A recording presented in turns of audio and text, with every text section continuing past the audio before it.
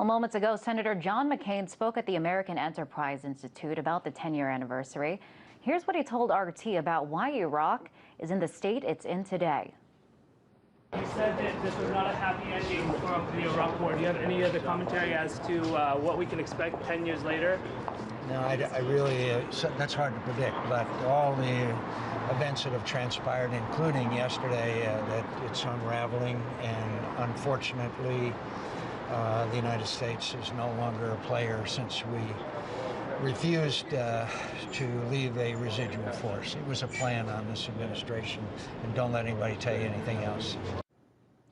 Well, 10 years later, hundreds of thousands of lives, trillions of dollars spent. What is the result of it all? Earlier, I was joined by former Alaskan Senator Mike Gravel and Sarah Flounders, co-director of the International Action Center. She's also the author of the book you see right there, War Without Victory. I started out by asking Senator Gravel, was it worth it? It was a criminal act. I mean, if we adhere to the Nuremberg principle, the United States committed a criminal act. We know who the criminals are, and for some reason we don't prosecute them. There's really something wrong with our national morality. Now, Sarah, what do you think? Are we better off today than we were 10 years ago? And is Iraq better off? Iraq is much worse off, and this was a horrendous crime against humanity, against the people of Iraq, the total destruction of Iraq, which had the highest literacy in the region and today the lowest, the destruction of health care, of the standard of living on every measure. A quarter of the Iraqi people today dead, disabled, or dislocated. Millions of refugees. That is a crime, and yet it was also a complete failure for U.S. strategic interests, a howling blunder on every count, and these criminals who launched this war based on total lies, they should be prosecuted. Now, when Saddam Hussein was toppled, some back then and still today say that Saddam Hussein was a dictator that systematically tortured and killed his own people. And those that defend the war in Iraq say the world is safer and better off without him. Senator, what do you say to them? It's foolishness. Saddam Hussein was a thug. There's no question about that. He killed a lot of his own people, but he was not a threat to the United States, and he was not a threat to the world.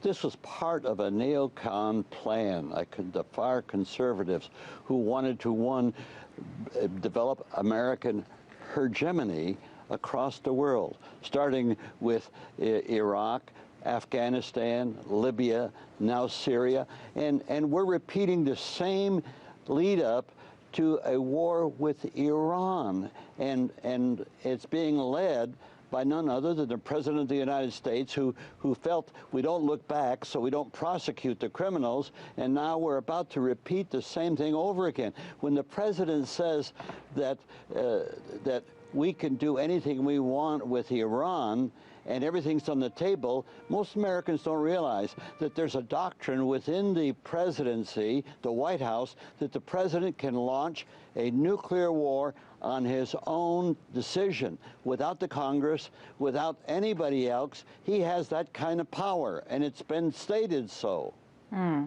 And you know, here we are during this anniversary, and a lot of times we see these things in retrospect. I want to take a look at the newspaper headlines 10 years ago today, when the war was started. The first one there is from the Chicago Sun-Times, says, "War. Bush opens with surgical strikes at Iraqi leaders." From Connecticut, airstrikes target Hussein. Bush describes actions as opening stages of a broad and concentrated campaign to free the Iraqi people.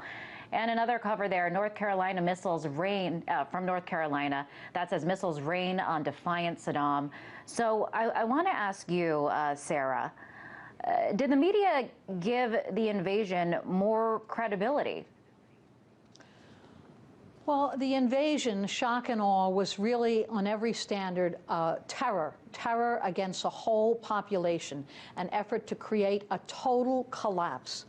The very fact that it failed, that is an important lesson for the people of the whole world.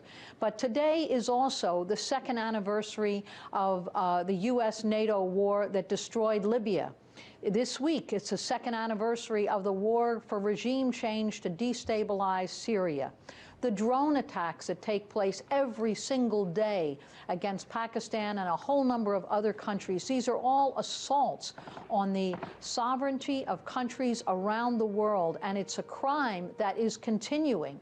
And the U.S. was actually emboldened that they staged a war that was clearly criminal by its very nature, and no one here was charged for it. So that aggressive appetite in different form in Libya, different form in Syria, new threats on Iran, but very, very dangerous for the people of the world and the people right here in the U.S. And we should take note, along with the terrible destruction for the Iraqi people, the expose this week of the U.S. role in torture, in the death squads, in the Civil War, openly fomenting it. These are the kind of crimes that were committed and that there should really be a responsibility for today. And the crimes continue in another way, too. 40% of the more than million U.S. soldiers who served in Iraq today suffer from post-traumatic stress or traumatic brain injuries. That's a horrendous toll right there. The cost of the war, over $2 trillion when medical care and long-term care are considered. So we're paying an enormous amount, and the people of the world are paying highly for these criminal wars. Yeah, we're seeing the human costs and the enormous financial costs. Senator, here we are 10 years later. Do you think that there should have been more alarm bells before invading? Should we have heard more cautionary, critical voices, whether it be from government officials or from the media? Well, our entire institutions, the media, the Congress, the White House, all failed the American people, and the American people themselves are not free from culpability in this regard. Because when we saw this violation, this invasion of another country as a criminal act, it didn't take long. That was within a year. You knew that this was a criminal act. The American public did not react to that.